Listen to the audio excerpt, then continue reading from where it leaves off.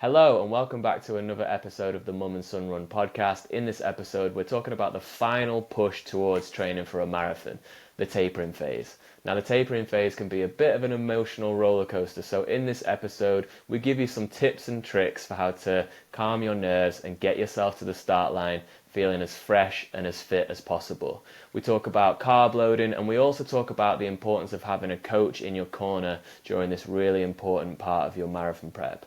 We hope you enjoy the episode. Let's get into it. Episode 6. Hello, Mum. How are you doing? I'm very well. Hello, son. How are you? I'm very well, thank you. So, in this episode, we're going to talk a little bit about tapering, a bit about carb loading and preparing for your race, because as we speak, those people running the Manchester and London marathons will be in the middle of their tapering phase, I hope, and potentially feeling some of the weird and wonderful side effects of tapering that me and you have both experienced in our time training and preparing for marathons. So, talk about your first marathon and those couple of weeks leading up to it and how that impacted you mentally and physically and how you approached it. Did you even know what a tapering phase was when you trained for your first marathon? Now you're testing my memory, son. No, I don't think I did really. I think I knew the theory of tapering, and I was working towards a plan. But of course, I'd got injured earlier in the plan, so the plan had got derailed, and so I really wasn't sure, whether I taper because I've been injured and I've done less mileage, or should I push on and, complete more mileage?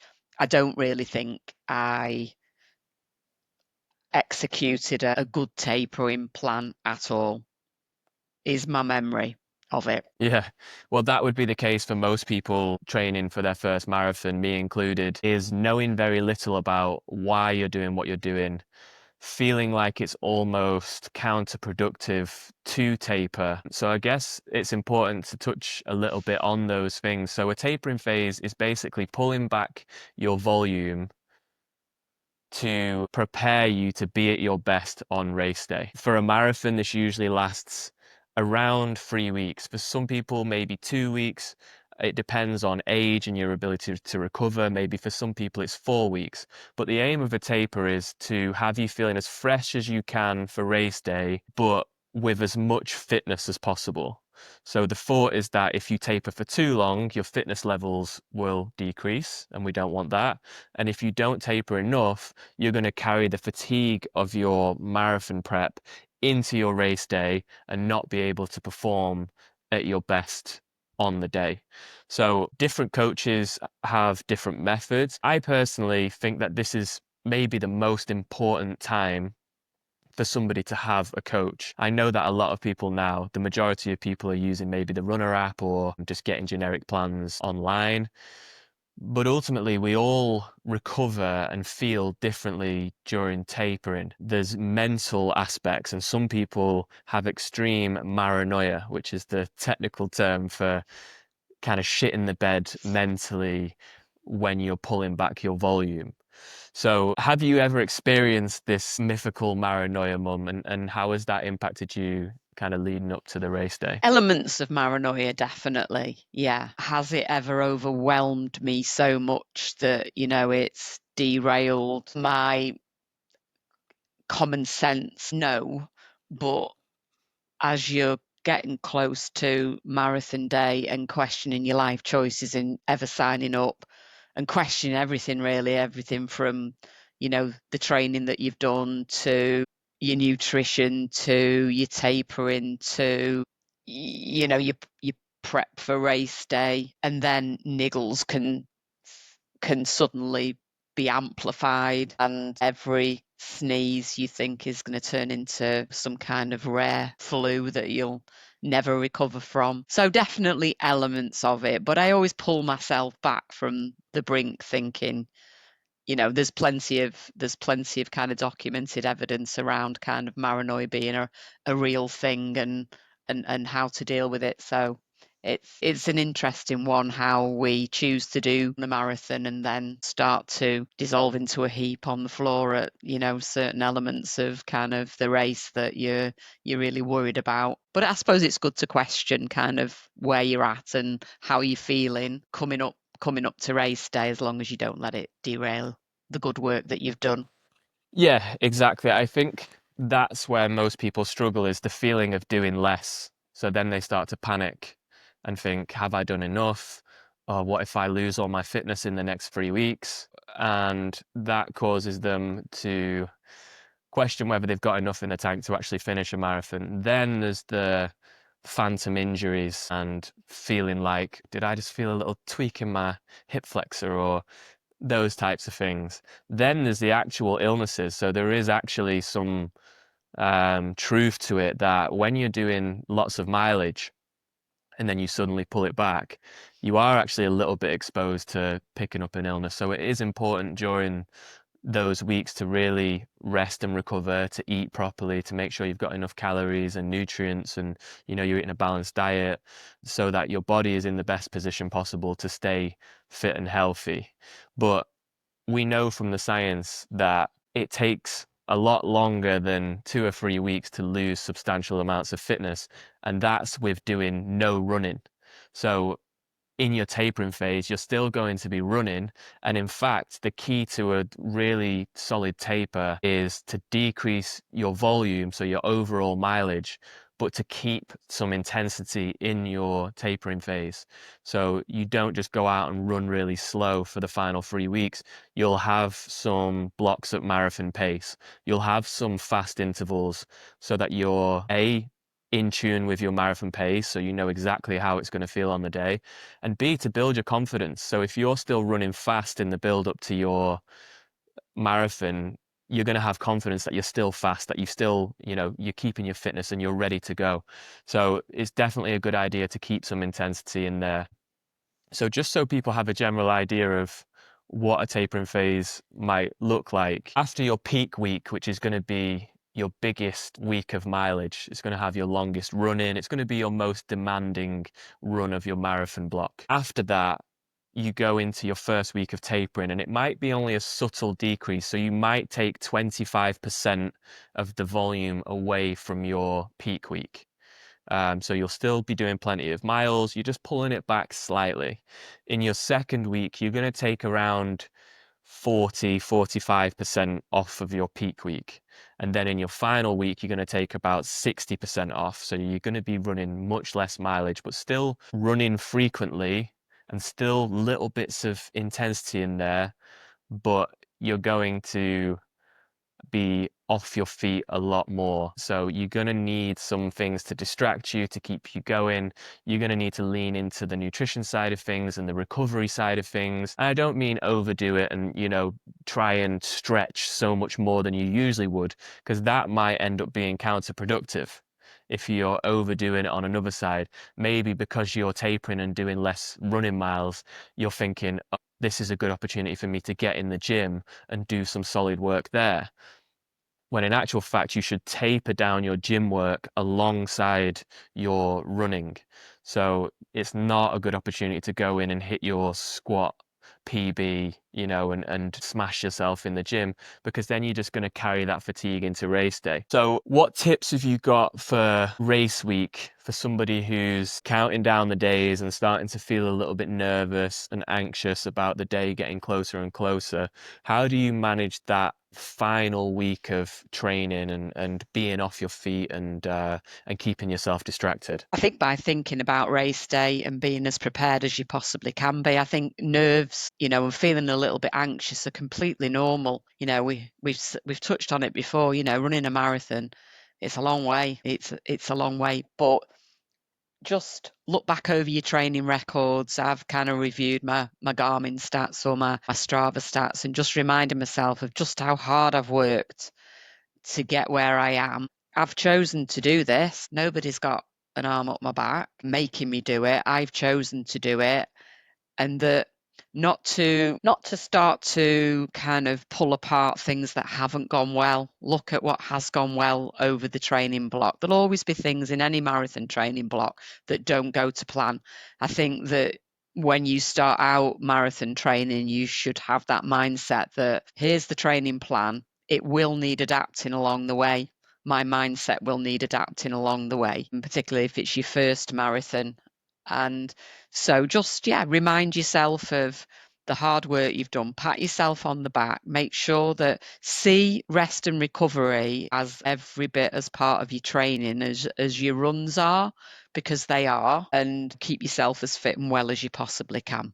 Certainly don't go into any environments where you know there are people that have got any kind of lurgy whatsoever. It's enough that you may come into contact with colds and flus and that kind of thing, but just keep yourself away from that if at all possible, and start to get excited about race day, because it's an amazing opportunity and it's a privilege to be able to line up amongst other runners and run the magical 26.2 mile distance. Preparation, definitely getting that kit ready, making sure that you don't start trialing new socks or a new sports bra for the ladies. Make sure it's kit that you've been comfortable in on your runs. Just think everything through on the day. Make sure you know how you're going to get there, the timings. If you're going with others, make plans. That make sure that you understand kind of who's got to be where and when, that kind of thing. And just understand that a few nerves and a bit of anxiety are completely normal. Absolutely. And you're nervous because it means something to you and because you're pushing yourself out of your comfort zone. There's a reason that you've chose to run a marathon, and it's not because it's easy, it's because it's going to challenge you. It's because it's out of your comfort zone. So just remember that, like you said, you've chose to be there. You've chose to put all that work in. And looking back over your training is a really good tactic. When I'm on the start line of a race, I love to think about hard runs during my prep that I smashed, that built my confidence. That's the last thing I think about, that you're right where you should be because you've done all the training. So it's just important to trust the process. I've heard of people adding in extra miles during their tapering phase because they think, I'm feeling all right here. So if I do 2 extra miles today, there's nothing to be gained at that point from doing that. You're just going to carry fatigue over. So it's just trusting the process and realizing that the tapering phase is to take you to your race and allow you to showcase all of the hard work that you've done during your marathon prep. So one thing I will say is, if you nail your marathon prep before the tapering phase, you should have most things quite clear in your mind already. So you should have a good idea of your race strategy because you've practiced on race days. Maybe you're not bothered about your time and you're going out to run and enjoy it. So, your splits and stuff are not so important. But if you do have a goal in mind, you're going to know, okay, these are the splits that I want to hit across the marathon. You're going to have an idea of that, and that should build confidence. You're going to have an idea of fueling because you've practiced your fueling strategy on your long runs. You're going to have an idea of what you're going to wear on race day. So the exact outfit. I want you to have ran in everything you're going to be running in on marathon day. Don't try any new socks. Don't run in new shoes. Don't try a new t-shirt that you don't know doesn't make your nipples bleed. Don't try any new running tights that might cause chafing. Everything should be trialed. And what that does when you do that during your marathon prep is just build confidence and put your mind at ease. Now, there are a few other logistical things, like if you're training abroad maybe, and making sure you've got everything packed that you need. Take your running shoes in your carry-on luggage so that if anything goes wrong, you've got your shoes with you, because I have heard of people go in and run a marathon abroad and their running shoes haven't turned up, so they've had to buy some random ones at short notice, and that's not good for nerves and anxiety. The other thing is maybe just like booking a restaurant the night before. Italian restaurants especially will get booked up. So wherever you're running, if you're running away from home, make sure you've got something booked well in advance, just to keep all of these potential stressors out of the way so that you can just relax and know that you're in the best position possible. The other thing I think to touch on during that last week of your tapering phase in your race week is just carb loading. I think it's not something that a lot of people understand. I think it's something that a lot of people get wrong. Again, it should be something that's trialed a bit during your marathon prep so you know or have a strong idea of what you're eating the night before, what you're eating the morning of, the gels that you're taking during. So all of this should be practiced, but in your race week, it's just sticking to the plan. Stick to the things you've practiced. You can start to get paranoid. Oh, this person's doing this. Maybe I should take this different gel. And actually, I'm a hypocrite because in my first marathon in Loch Ness, I got to the exhibition the day before my race and I saw those Morton gels and I'm getting amazed by all the nerdy supplements and nutrition you could buy there. And I'd practiced all through my prep with high fives, and I was like, no, I'm getting Morton. So I bought these Morton gels the day before my race and took them during my marathon, which could have been catastrophic. Luckily, it wasn't, and I still use Morton to this day. But I had no idea at that point about, having us not trying anything new on race day and, practicing everything and making sure everything's set in stone to put my mind at ease. So I actually made that big mistake myself. But carb loading basically is just to make sure that you show up on the day fueled up properly. If you're going on a long journey in your car, you make sure that you've got plenty of petrol before you head off because you don't want to be on the side of the motorway with an empty tank. So it's just making sure you eat plenty of carbohydrates. Now, I will get into the numbers a little bit just to give you guys an idea of what you should be doing or could be doing. So for a lot of people, the science suggests between maybe 8 and 12 grams of carbohydrates per kilogram of your body weight. So this is a lot of carbs. So to counterbalance this, you're going to eat less protein and less fat. And you're going to do this for 1 or 2 days, maybe 3 days before your marathon, just topping up your glycogen stores so that when you get to the start line of your marathon, you're fully ready to go. And I know that this is all probably sounding a little bit overwhelming now if you're running Manchester or London in the next week or two, but it's just so that you can be at your very best. You've done the training. The icing on the cake is maximizing your nutrition, maximizing your rest and recovery, and making sure that ultimately you are in the best position possible to go out and enjoy yourself during the marathon. So one thing I wanted to ask you, Mum, was what the comparison was between your first marathon and the preparation for that, and then your preparation for Rome Marathon, where you had a coach in your corner and you had things a little more structured. 9 day. The main reason I took on a coach was for the accountability. What I hadn't factored in was just how reassuring it is coming up to race day to have a coach in your corner. Somebody I think I touched on before when we talked about injuries, having a coach is invaluable for navigating your way through injuries, but it's also invaluable for navigating your way through that final week. Because they can just help to reassure you all of the things that we've been talking about. You've done your training, you're well prepared, you're not doing anything new on marathon day, helping you to think through, okay, what might happen on marathon day that we haven't touched on in training, what's not covered by training and kit and all of that, and walk through, what you might do in those situations. And then, I can remember quite distinctly being in an Italian restaurant because I was in Rome, carbing up and, getting a phone call from my coach and just, there was nothing revolutionary in there, but that touch point with him was absolutely amazing because it was a good luck call and it was you've done this, and just asking how I was feeling, working through any last minute nerves, and yeah, just and he had more belief in me than I had in myself, and that felt amazing.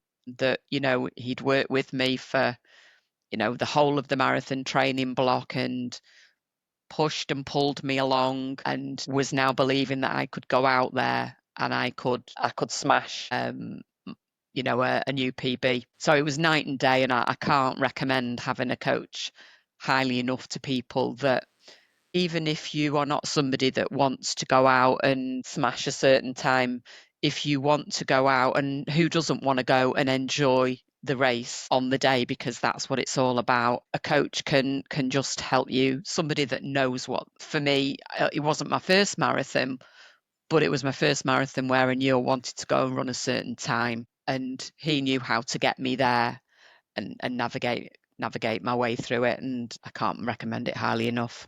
Probably Yeah, said that too many times now, but that's because I can't recommend it highly enough. yeah. No, I completely agree. And I think just having someone to make the big calls settles those nerves. I think what causes Yeah, a lot of the paranoia a lot of the time is questioning the process and questioning, have you done enough? Have you done things right? yeah, Whereas when you have a coach, it's their job to make sure that you're in the yeah, right place. So as long as you've built the right rapport and picked the right coach and you've worked together and there's a lot of communication there, he or she will have you exactly where you should be, and you can just trust that, okay, this person is experienced, this person knows what they're doing. They wouldn't have me do something that isn't right for me at this point. And it stops you from making those decisions of making last minute changes or doing a little bit of extra mileage, because your coach takes the accountability. The coach gives you the support and explains things and talks you down when you're feeling that anxiousness that inevitably is going to happen during your race week. So yeah, I don't want to make this all about hiring a coach, but I do want to highlight that maybe a gap that the runner apps and the one-off plans aren't covering is this really important part of that you're a human and you don't just fit these generic plans created by AI algorithms. You recover differently. You're going to feel differently. What should you do if you start to feel a little bit ill? What should you do if you're feeling excessively tired? And someone just being there to assure you and say, okay, well, let's, take this shakeout run down a little bit for tomorrow and hopefully that'll have you feeling a little bit fresher. And they can just talk you through all of the science of why you're feeling the way that you're feeling. And having someone there to do that is, you know, invaluable really. It's really, really important to have. And I yeah. think it's maybe one of the things that those apps and generic plans are lacking. An app's not going to phone you the night before a marathon. And a good example of where a coach was invaluable was my first experience with London. So I was lucky enough to get in the ballot for London. And in the weeks leading up, I was ill, not surprisingly. We just talked about that. It happens. But my coach knew enough to know that this wasn't an illness that I should run through. And so the night before London at 8 o'clock, 8 p.m., the night before London, in a hotel in London, he actually told me not to run. Now, had I not had a coach and been running with an app or running with a generic plan, I would not have been having that conversation with anybody. I'd have been thinking, well, I'll go and I'll run it and I'll just see what happens. I'm pretty sure that's what would have happened. What happened was I deferred my place, because I think you could defer up to midnight very generously for the London Marathon. It's right up until the day. And it was a huge disappointment to have gone all the way down to London at great expense and with great excitement at running one of the most iconic marathons in the world. And with family there to cheer me on, I had to take the decision, or I didn't have to take the decision. It was really taken for me, but it was, would you rather go and run this race, risk that something may happen to you medically during the run, or would you rather defer and come back next year when you're fighting fit, enjoy every minute of it, because it may be a race you never do again? And when someone kind of talks you through it in that way, it helps you to make the right decision. And the absolute right decision was for me to defer and go back and run it last year. And I'm so glad that I did. But a coach was the reason that I did that. Yeah, you'd have only been thinking about the negative implications of not running it. What about all this Yeah, time I've invested? That will all be for waste. What if I'm fine and it all goes well? So that's Yeah. an amazing Yeah. example of when a coach really comes in handy, because they're going to talk to you with a rational approach and help you to see the right choice and talk you down from making that decision. Because running a marathon is dangerous. You know, it's an extreme thing to do. 26.2 miles is no joke.